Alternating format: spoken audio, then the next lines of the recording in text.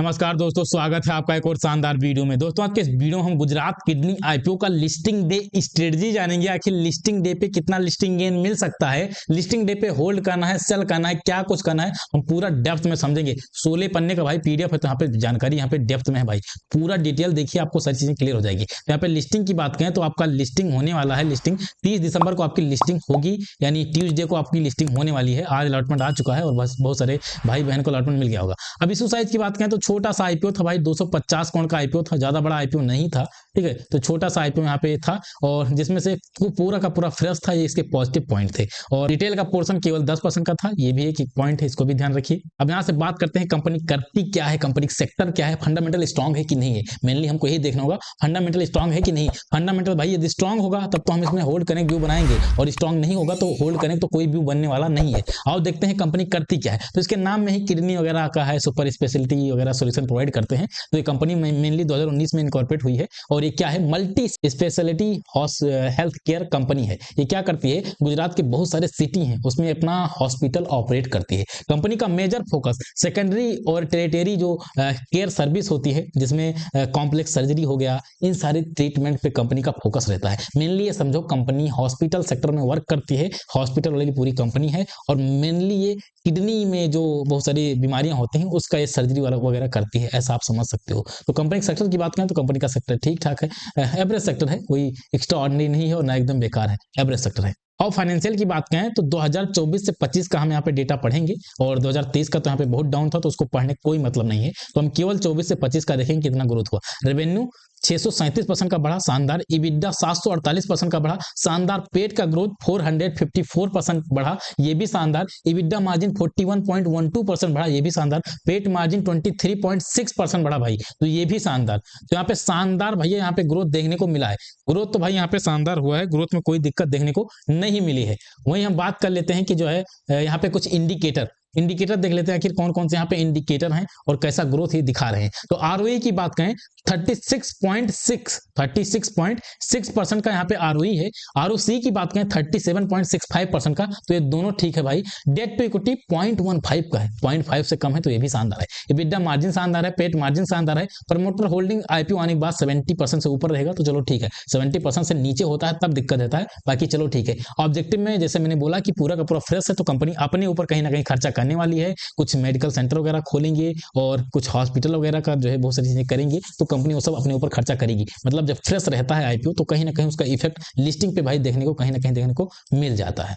आओ अब देख लेते हैं कि पीयर कंपेरिजन इसका कैसा बन रहा है। तो यहाँ पे पीयर कंपेरिजन में आप बात करिए, पी आप देखोगे अपने आईपीओ का 61.6 का है, यथार्थ का 55.84 का है, जीपीटी हेल्थ केयर का 24.5 का है, और आई थिंक सबसे कम जीपीटी हेल्थ केयर का है, ठीक है। और आओ यहाँ पे हम पीयर कंपेरिजन का पूरा यहाँ पे लिख कर लाए हैं, दिक्कत नहीं है। तो सबसे नंबर 1 पे भाई जीपीटी हेल्थ केयर है, क्योंकि पी वगैरह उसका रीजनेबल है, पेट मार्जिन सही है, सब कुछ सही है। दूसरे पे यथार्थ है, और अपना आईपीओ जो है लास्ट में है, 3rd नंबर पे देखने को मिल रहा है। मतलब एक्चुअली अब यहाँ पे 4 कंपनियां लिस्टेड हैं, 4 में से 3rd पे आ रहा है। हालांकि टॉप 3 में आ रही कंपनी तो कोई दिक्कत नहीं है, बट भाई 2 में या 1 में होती, मतलब फर्स्ट पोजीशन या सेकंड पोजीशन पे होती तो बढ़िया रहता। बाकी चलो ठीक है, अब क्या ही कर सकते हैं भाई, जो भी है अब हम क्या ही कर सकते हैं। अब जीएमपी की बात करें तो जीएमपी यहाँ पे भाई 0 रुपए जीएमपी है, जीएमपी में कोई डिमांड देखने को नहीं मिल रहा है। और फाइनल डिसीजन में जब मैंने वीडियो बनाया था तो वहाँ पे साफ साफ मैंने बोला था कि मैं इसको अवॉइड कर रहा हूँ। तो कोई पूछ रहा होगा कि आपने अब लगाया था कि नहीं, तो मैं सिंपली बोल ही दे रहा हूँ, मैं नहीं लगाया था, मैं इसमें अवॉइड किया था। आप मेरा फाइनल डिसीजन वाला वीडियो देख लो, मैंने साफ साफ बोला था इसको अवॉइड कर रहा हूँ। उसका रीजन था एंकर बुक और प्लस में जीएमपी वगैरह डाउन था। एंकर बुक की बात करें तो एंकर बुक यार 8.5 का है।